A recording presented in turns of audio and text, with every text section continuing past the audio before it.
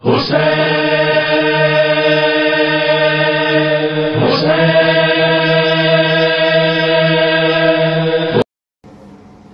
हुसैन अलैहिस्सलाम जने काबतुल्लाह मां निकरन था ते एक शख्स जिसको मौला ता काबतुल्लाह क्यों न छडियो हा ता मक्के के तर्क न कयो हा तो इमाम हुसैन अलैहिस्सलाम उनके कमाल जो जवाब दियो इन हाउलाए कौम लज़िमु ताअत शैतान व तरकु ताअत रहमान। इमाम हुसैन अलैहिस्सलाम उन शख्स के चवन था हुसैन मौला इन जे लाए न तो छड़े हुसैन मौला मजबूर थी करे काबतुल्लाह के तर्क पियो तो करे छो इन जे लाए चाहे कौम जे लाए तू चाहे तो मौला तू तरसी पवे हा इन कौम रहमान दी इताअत के छड़े करे शैतान दी इताअत के लाजिम समझो यानी हुसैन मौला यो बुधान पे तो चाहे तो शैतान तेरा तो रहमान तेरा कहजे हथ ते बैयत शैतान दी बैयता कहजे हथ ते बैयत रहमान दी बैयता यानी इमाम हुसैन अलैहिस्सलाम यो बुधान तो चाहे जेको हुसैन मौला दे हथ ते बैयत करे तो वो ऐन रहमान दी बैयता जेको हुसैन के छड़े करे यजीद दे हथ ते बैयत करे तो वो ऐन शैतान दी बैयता। हुसैनिया जिंदाबाद हुसैनिया जिंदाबाद यजीदिया जिंदाबाद यजीदिया जिंदाबाद हुसैन इलाही मज़हर है सिफात इलाही जो मज़हर है। इमाम हुसैन अलैहिस्सलाम जने यो इरादो कयो त काबतुल्लाह के एनी आओ छडणो वा त अल्लाह जिब्राइल के मोकले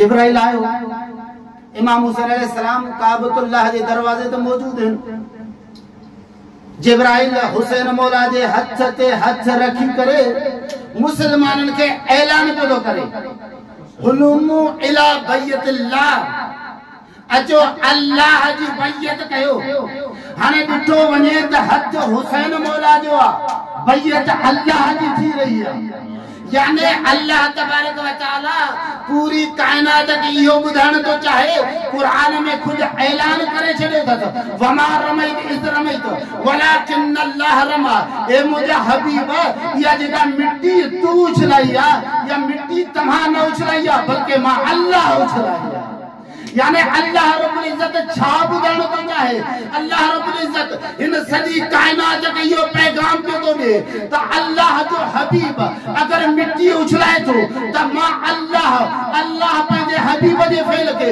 पंजो फेल करार नहीं करे कायनात के यो पैगाम तो दे तो मुझे हबीब जो फेल मु अल्लाह जो फेला तो मुझे हबीब ने नवासे जो फेल भी मु अल्लाह जो फेला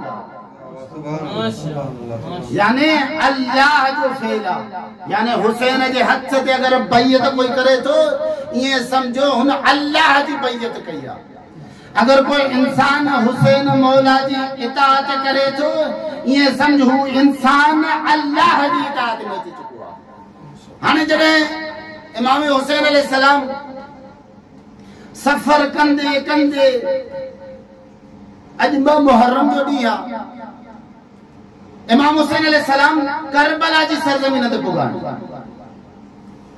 करबला जी सरजमीन के खरीद करण का बाद में फरमाइंदा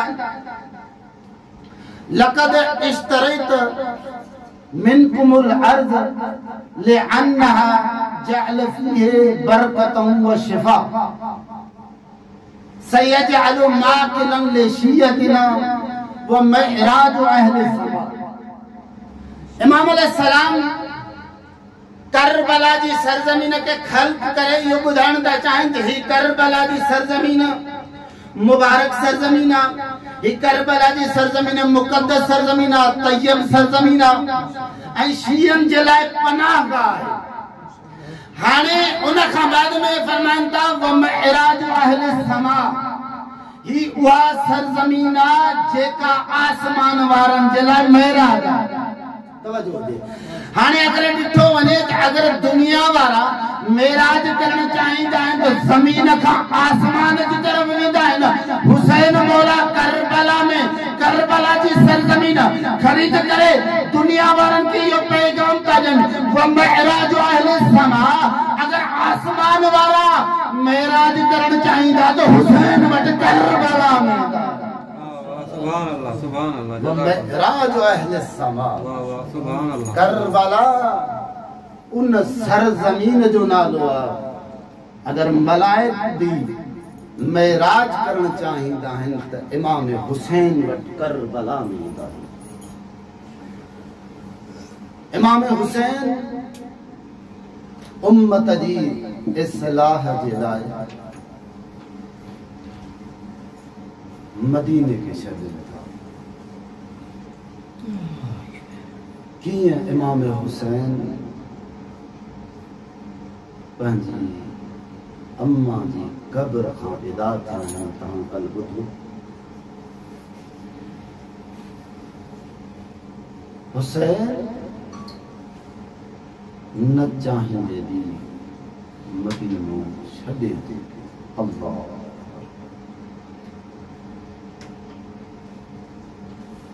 ब मुहर्रम जो ॾींहुं आहे। अॼु जे ॾींहुं हुसैन मौला करबला में आया।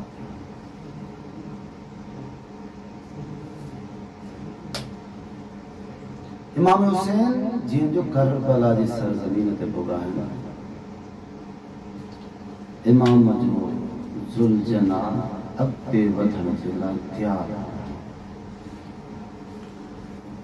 इमाम ॿियो ज़ुल्जना तब्दील कयो, टियों ज़ुल्जना तब्दील कयो आहे। अदादारो रिवायत में मिले तो हुसैन मौला 7 ज़ुल्जना तब्दील कया है, लेकिन केर भी अॻिते वधण जे लाइ तयारु आहे। मौला सवाल कयो आहे, ॿुधायो हिन सरज़मीन जो नालो छा आहे? अजरकुम अल्लाह। हाँ अदादारो जवाब मिले तो हिन सरज़मीन खे नैनवा चवंदा आहिनि। मौला फरमाइनि था हिन जो ॿियो नालो छा आहे? जवाब मिले तो छत फुरात भी हिन खे चवंदा आहिनि। हाँ अदादारो मौला सवाल खे दोहराइनि था हिन जो ॿियो नालो छा आहे? हाँ अदादारो जवाब मिले तो हिन खे कर्ब व बला भी चवंदा आहिनि। हाँ अदादारो जीअं इमाम हुसैन अलैहिस्सलाम करबला जो नालो ॿुधो आहे, इमाम अलैहिस्सलाम फरमाइनि था अल्लाहुम्मा इन्नी आऊदु बिक मिनल कर्ब वल बला। या अल्लाह मां तुंहिंजी बारगाह में मुसीबतुनि खां पनाह घुरां थो। हा अज़ादारो मौला तव्हांजो रोइण क़बूल फरमाए। हा अज़ादारो मौला हुसैन अलैहिस्सलाम फरमाइनि था ही उहा सरज़मीन आहे जंहिं सरज़मीन ते असांजे क़त्ल कयो वेंदो, असांजे जवाननि खे ज़िबह कयो वेंदो। हा अज़ादारो इमाम हुसैन अलैहिस्सलाम फरमाइनि था ही उहा सरज़मीन आहे असांजे मस्तूरात जे चादरनि खे लाचो वेंदो। हा अज़ादारो मौला फरमाइनि था ही उहा सरज़मीन आहे असांजे ख़ैमनि खे बायूं ॾिनियो वेंदो। अजरकुम अल्लाह। अज़ादारो मौला तव्हांजो रोइण क़बूल फरमाए।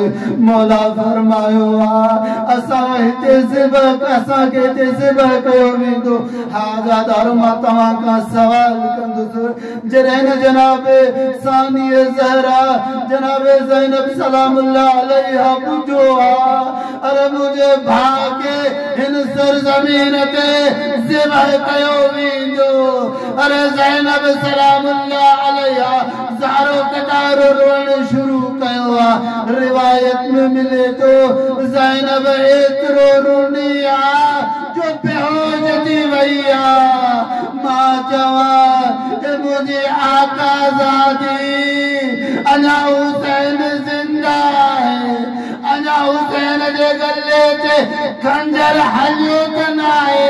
तव्हां वक़्त ॿुधो आहे बेहोश थी वई आहे।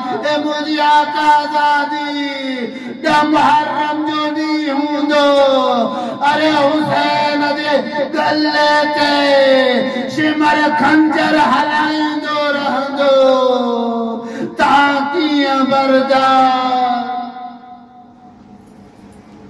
अल्लाह